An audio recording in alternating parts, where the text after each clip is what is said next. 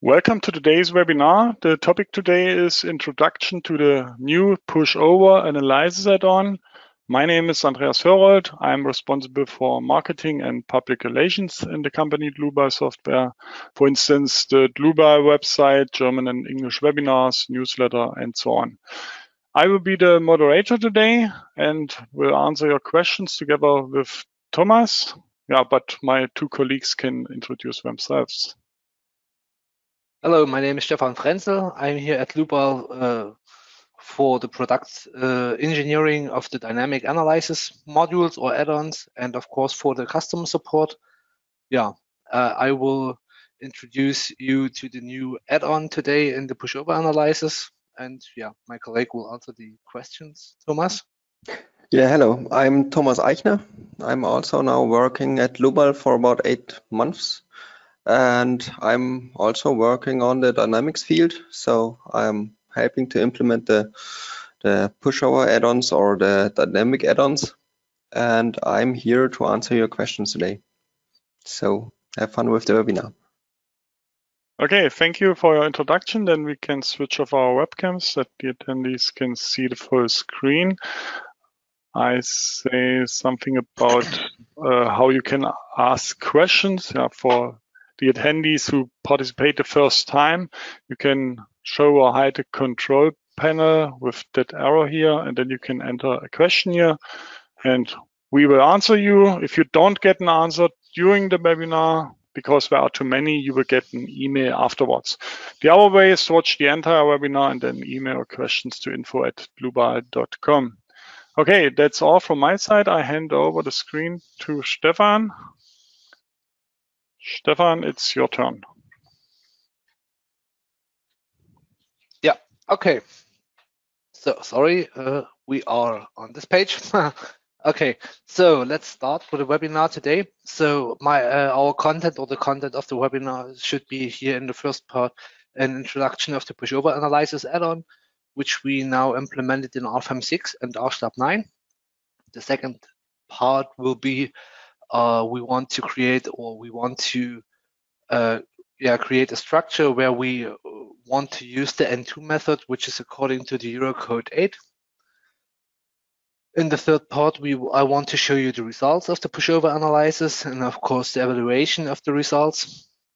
Then I want to show you, of course, another example, which is out of another material, just to show what nonlinearities are working here in the program. And then, of course, I will give you an outlook of other calculation methods, which will be coming soon in the pushover analysis add-on. So first of all, we want to start here with an introduction of the add-on of the pushover analysis. And here, of course, what is a pushover analysis? So the pushover graph represents, of course, the structure's ability to resist lateral forces or lateral loads, and therefore it's also called capacity curve. So you can see it here in the graph. We have here a base shear displacement graph, where you can see, of course, the nonlinear behavior of the structure, with a first part which is nearly linear, and then here, of course, a part which is nonlinear. So we put this graph or we recalculate this graph to a spectral acceleration of spectral displacement graph, and here, of course, we will get the pushover point or the performance point of the structure for an elastic spectra with, of course, an inelastic spectra which is which is a result by the pushover analysis. So how we can perform a pushover analysis, yeah, that's also an important question. Therefore, we have in the program a specific way in this case, yeah. We determine, of course, the elastic response spectrum of the structure.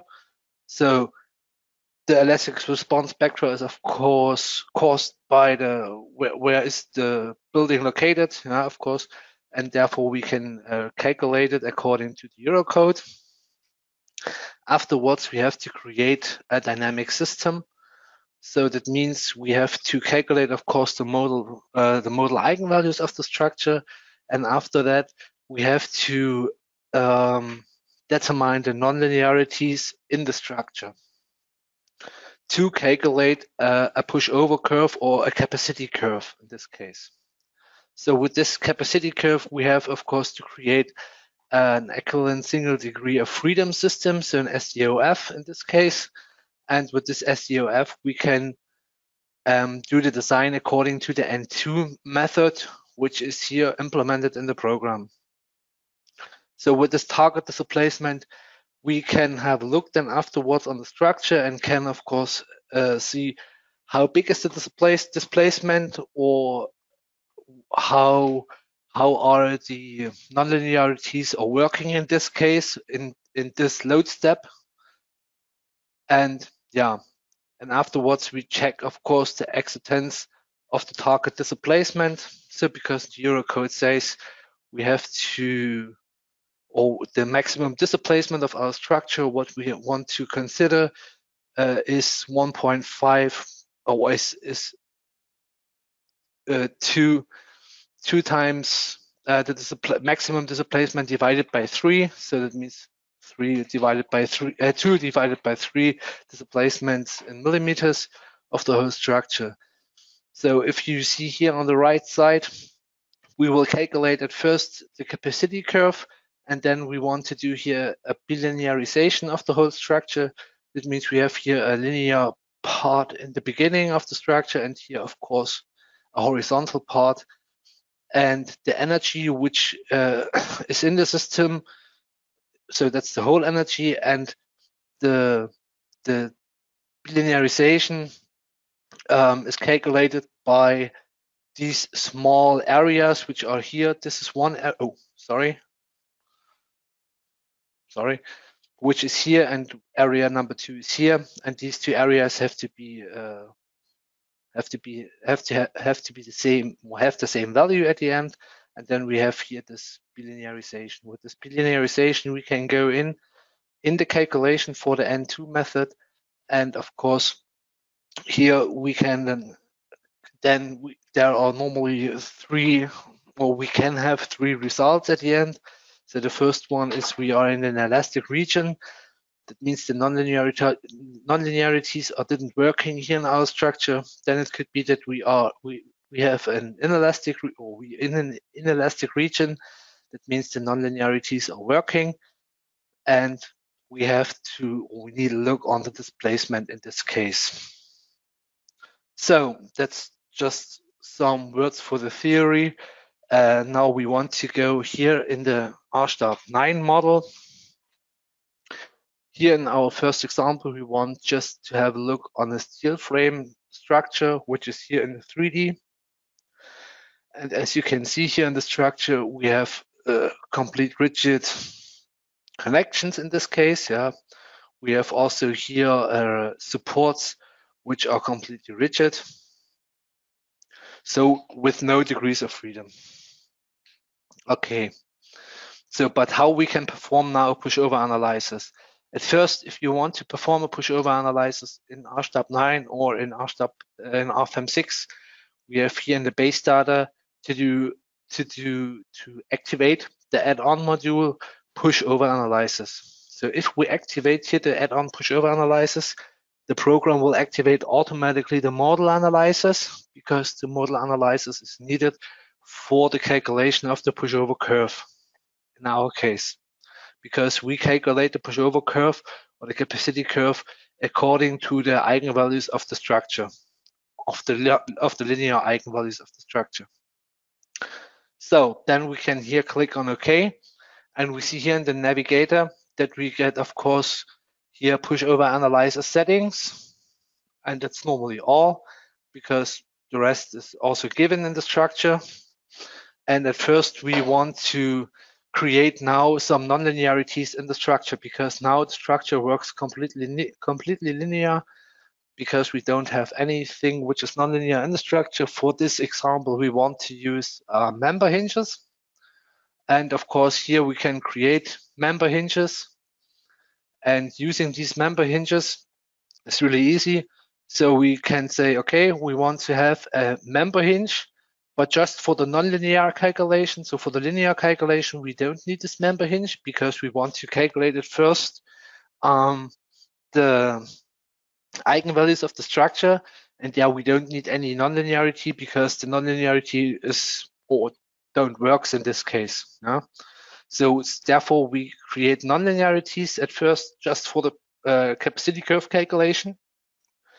And here you can see what nonlinearities are available in the program. So we have, of course, a diagram or plastic bilinear or plastic diagrams. And we have also plastic femur hinges. And here in our case, we want to have a plastic femur hinge. So of course, for the around the y-axis and around the z-axis in this case, here we can see, of course, the acceptance criteria in this case, and here, of course, the yielding criteria, what we want to have, because here we can have a look how the plastic diagram is working here. So from A to B, from B to C, from C to D, and at our maximum rotational degrees or rotations, what we have given here. So these values are calculated for each member alone. So for each member, the diagram will be calculated, but we have to define the diagram just once for all members, yeah, because these values here are what the cross sections are considered for these values, and that's done automatically in the program. So here we can click on OK at first, and then we have now here a blue member hinge, because this member hinge is not used in the structure. In our case, we want to define now these member hinges. So therefore, I just want to activate here in the program for the members the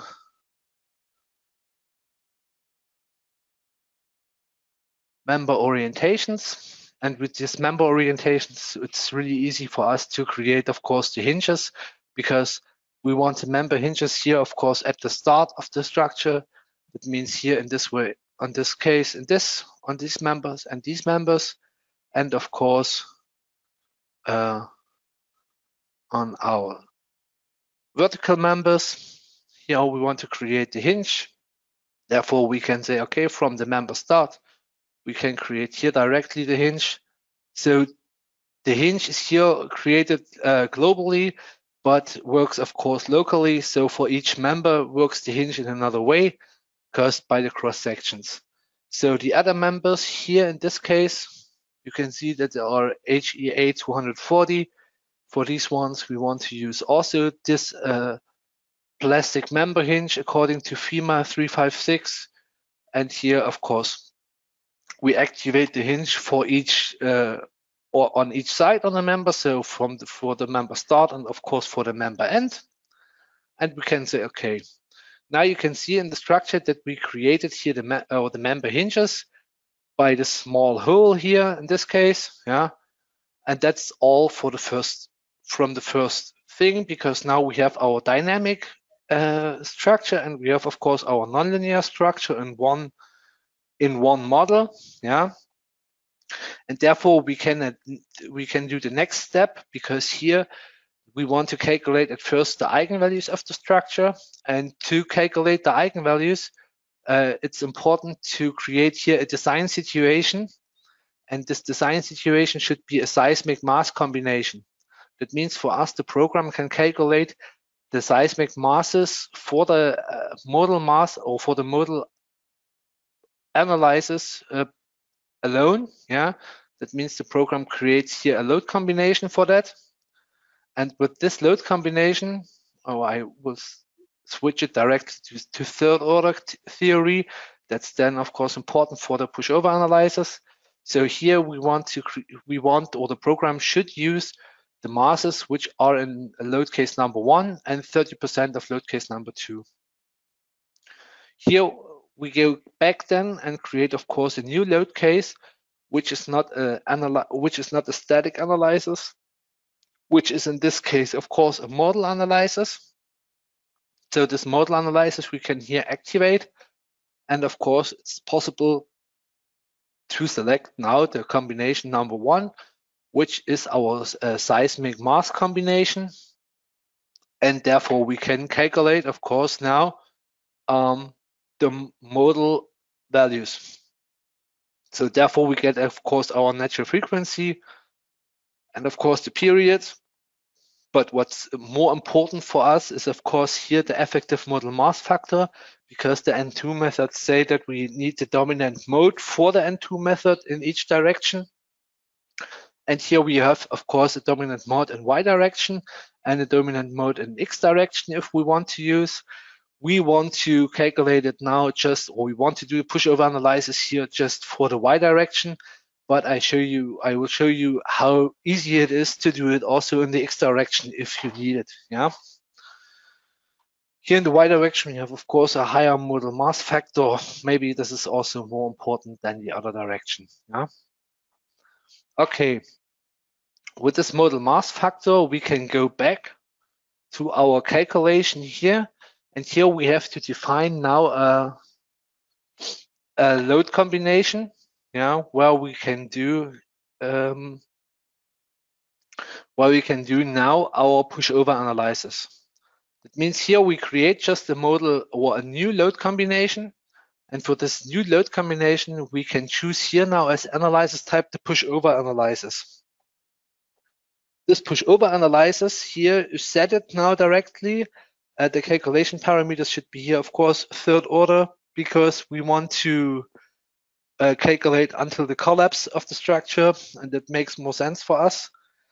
What's important now here is that we use the right direction. We want to do the calculation in the Y direction, and the normalized displacement should be used by the model or automatic by the model shape. So in our case, the program will take the load the mode shape number 1 to use it. You can also choose your user-defined mode shape if you want to have another one. In this case, the program will use the mode shape with the highest effective modal mass factor. So next step is that we have a look on the pushover analysis settings.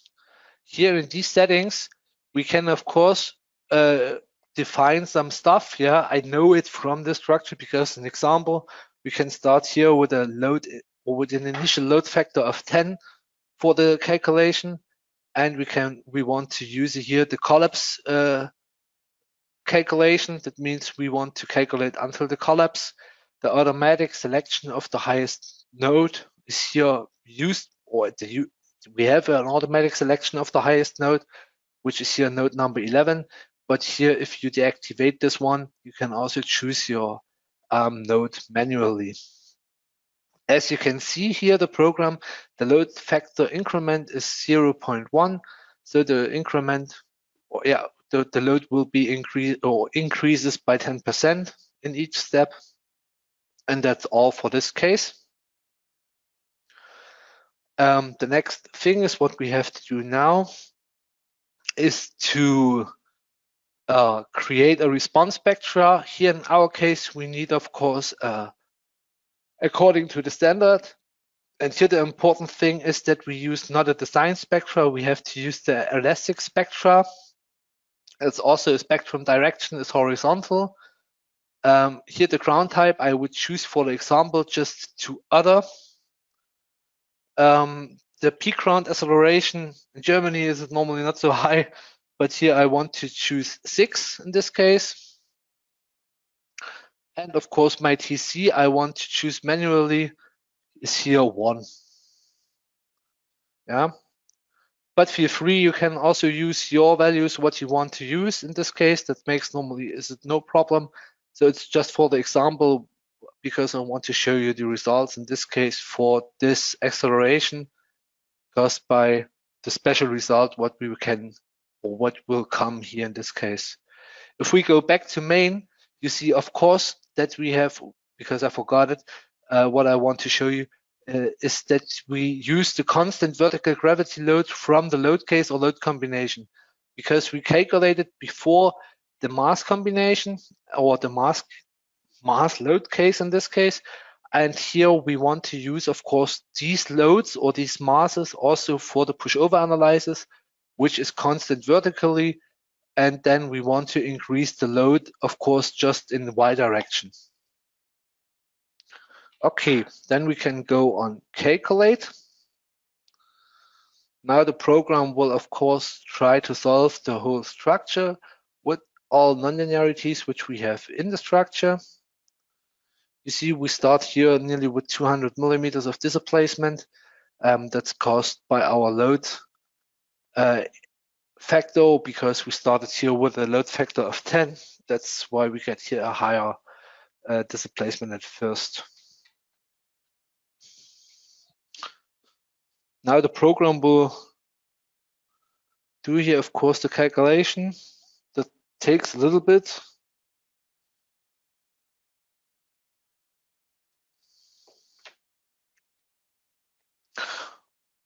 Okay.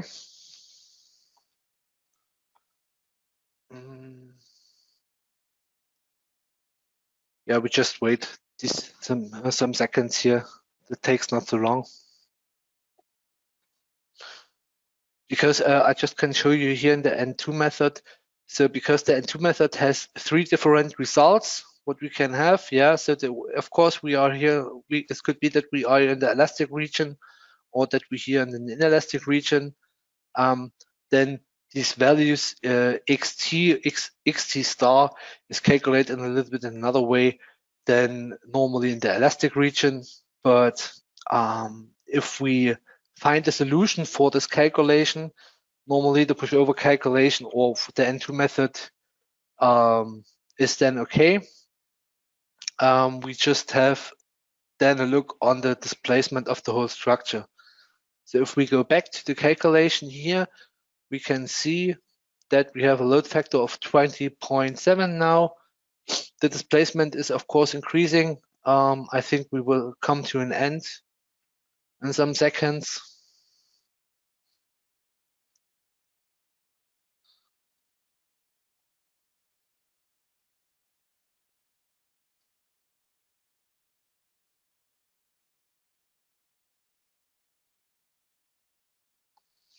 Now the load's increasing, of course.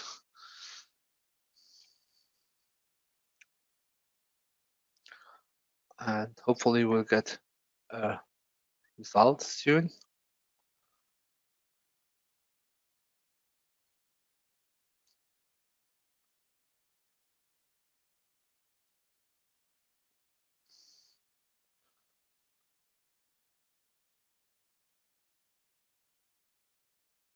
Okay, I think now we should have nearly the result. And that's also possible that you can say, okay, you would just want to calculate under 300 millimeters in this case. It's also an option, what you can do in this case. But now we want to have a look on the pushover results, because now you get here, of course, pushover results also in the table. And here you see the iteration, dm to dt should be smaller than 15%. And here we have 1.7% as difference in it. So that means we have 345 millimeter as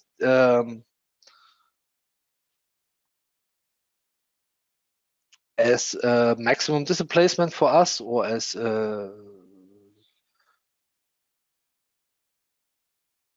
target displacement. And then, of course, we can go in the calculation diagrams. So you see that we have here also an option for calculation diagrams. And here we can create, of course, a new calculation diagram. Therefore, we have also different types.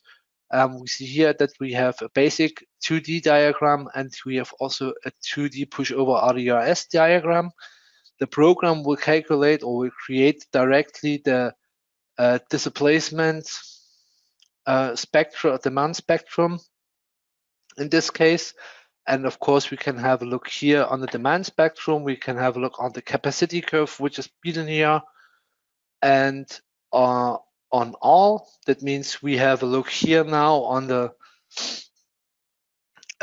capacity curve of the whole structure. Then we see, of course, the bilinearization.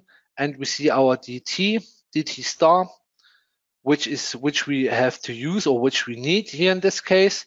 And we see that we have now, or we are in a small plastic area, we can say, so in an inelastic area of the whole structure. So therefore we have here, of course, wait a second. Therefore we have here a displacement of 282. That should be here in the dt 279. So that means in the real deformation of the target displacement, we have 345.9 millimeters. And for this result, we can go here, of course, in the load combination. We can now go in the load increment and we say, okay, we have 345. That means we have a load factor of 17, yeah, this one, 70.3, I would say. That's our load increment, yeah. And you see here in the releases, there are plastic hinges, diagram zones.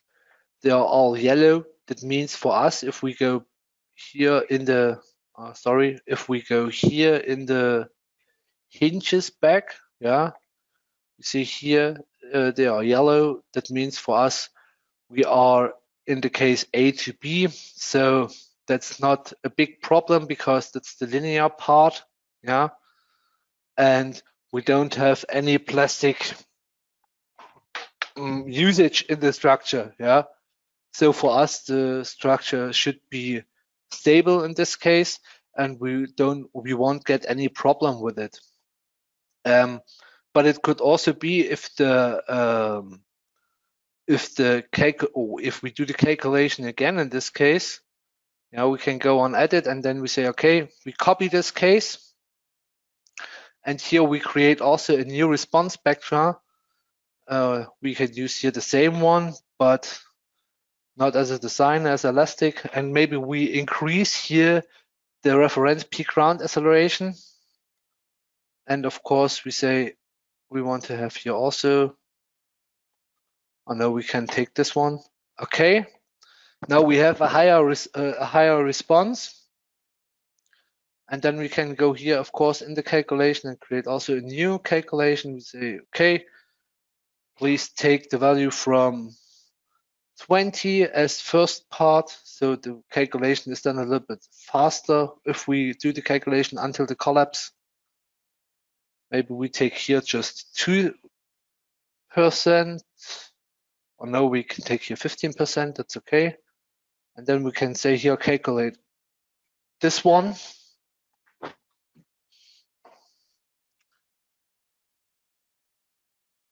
Then of course we should get the collapse really fast because I increased, of course, the load, the first load factor, which is now 20 and not 10. But it's okay for us if we use here a higher load factor because it's just the elastic part of the calculation, and we don't need the elastic part here. We just want to see what's happened in the inelastic part of the structure, and therefore we can use, of course, here another load factor.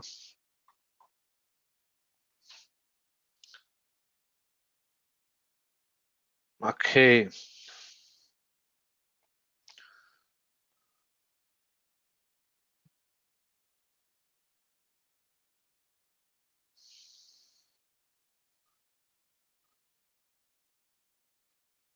So now we should get a result in the near future.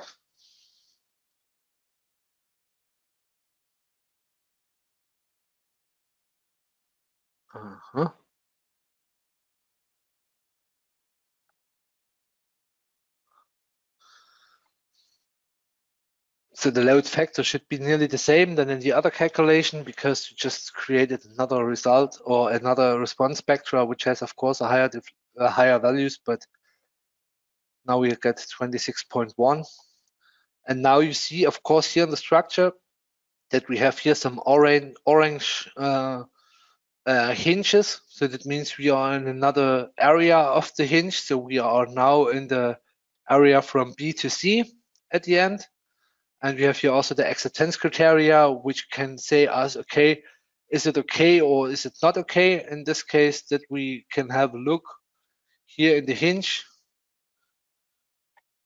For the immediate occupancy, life safety, that means for us, okay, it's life safety, collapse prevention we don't have here in this case, and we are here from B to C in this case, and that's okay for us.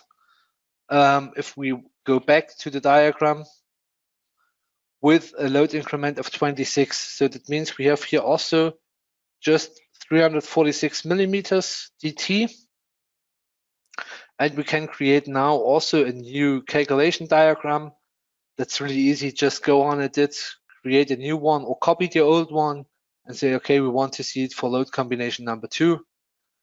You see that we here, of course, also in an inelastic, or in the, we are here in the inelastic response spectra, but normally also just with a plastic value in this case. With an elastic value, because we are here in the first part of the bilinearization.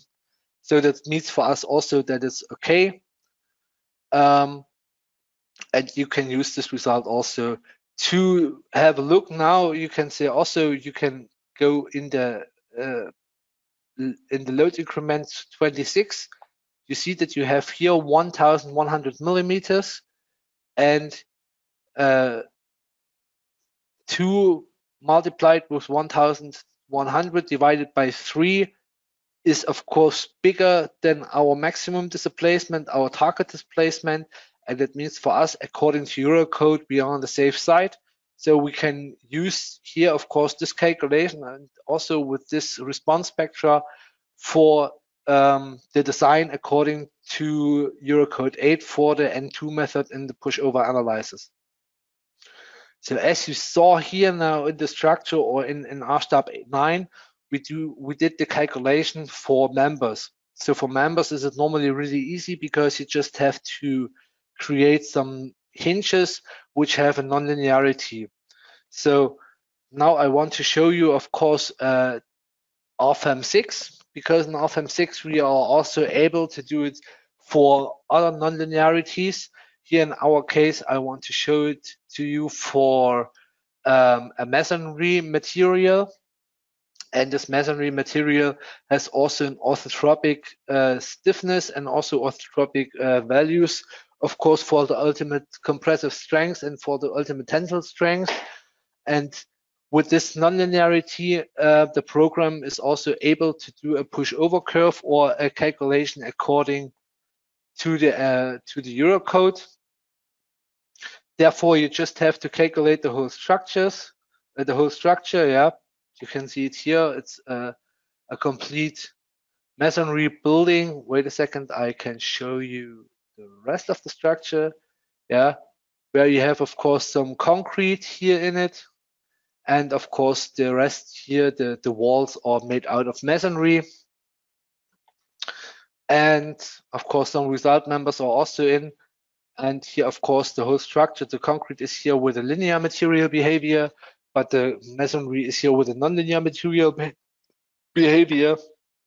And here is it also possible to do a pushover analysis. Looks like this. You have also the pushover analysis. You have also a response spectra. The way how to create the pushover analysis is always the same. Yeah, because the whole calculation depends just on the nonlinearity of the structure. So you have, of course, to define the nonlinearity. That could be here a material nonlinearity. That could be, of course, a member nonlinearity or nonlinear member hinges. It could be also nonlinear supports. Yeah. So everything which could be nonlinear in the structure could be used here, of course, for a pushover analysis. The diagram here in this case looks a little bit different to the other one. That's of course clear, but here you can see also that our TC is here at the end and our DT target is here, of course, in a small linear or in a non-linear part of the structure, but therefore we can go back also according to the diagram. We can go, so in this case, we can also go back to the values of the pushover analysis. And here for the values of the pushover analysis, we can take a look here in the DT. That's for us 5.74 millimeters. And if we go here in the results for the pushover analysis, and we just want to show, of course, the walls, the outstanding walls, in this case,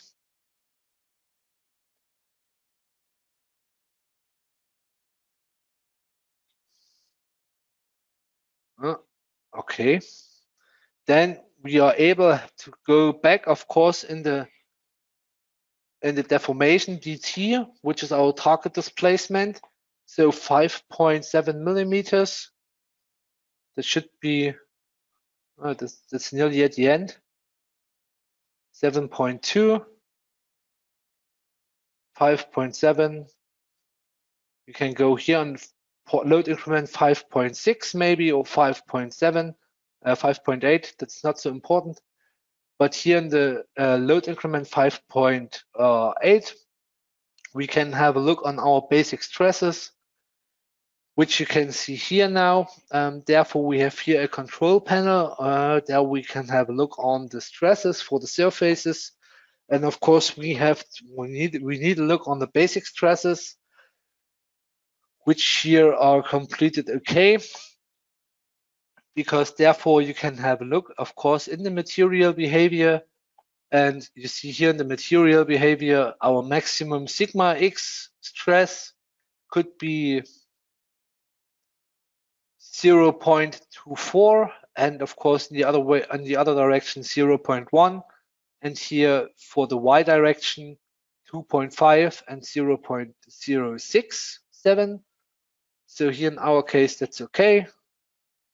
And of course we can have a look here in the sigma y, and of course in the minus direction, so on the other side of the surface, where we can have also a look on the stresses,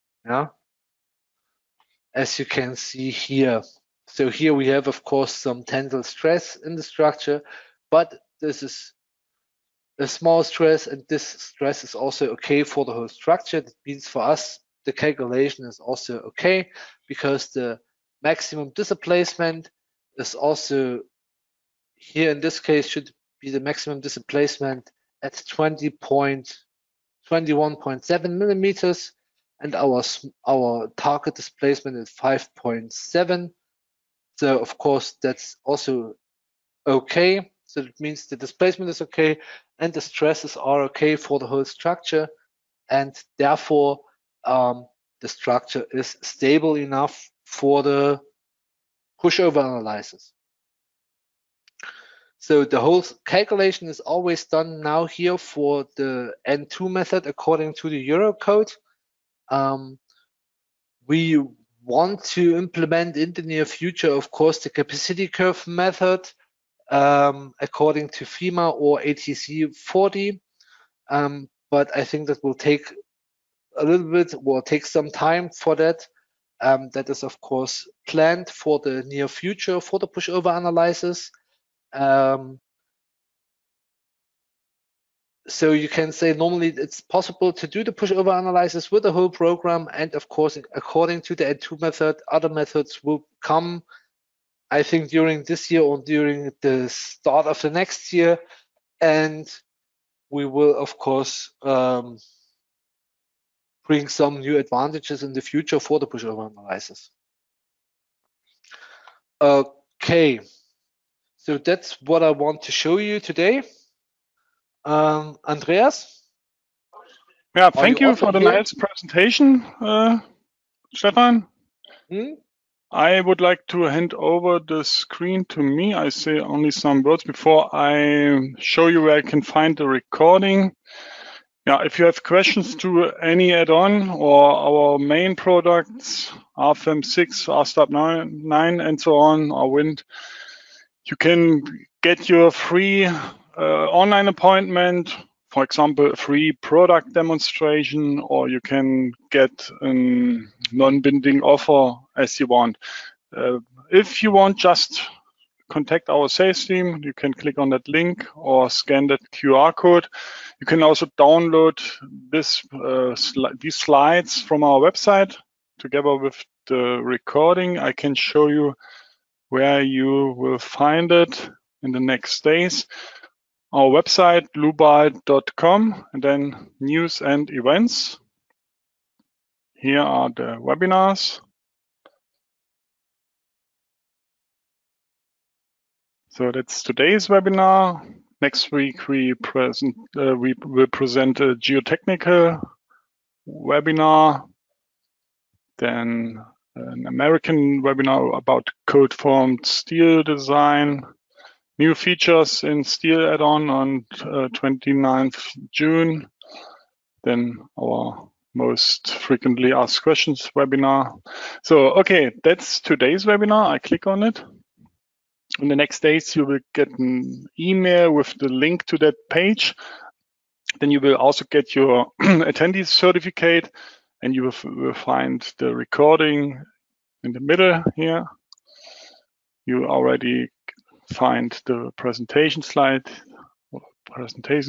here, and you will find the models. Yeah, just next days. Okay. That's also all from my side. Maybe a last hint when you leave the webinar, where is a small survey. It takes you only 1 minute, I think. Just note that the worst score is 1 and the best score is 5, just as you give stars. Okay, yeah, you can enter wishes for future webinars, for example. If you don't have any wish, just enter any signs or sign such as minus also, or leave it empty as you want. Okay, then thank you for your attention. Thanks to Stefan for this nice presentation, and thanks to Thomas for answering the questions. I wish all a nice rest of the day. Maybe we meet each other in a future webinar. Bye-bye.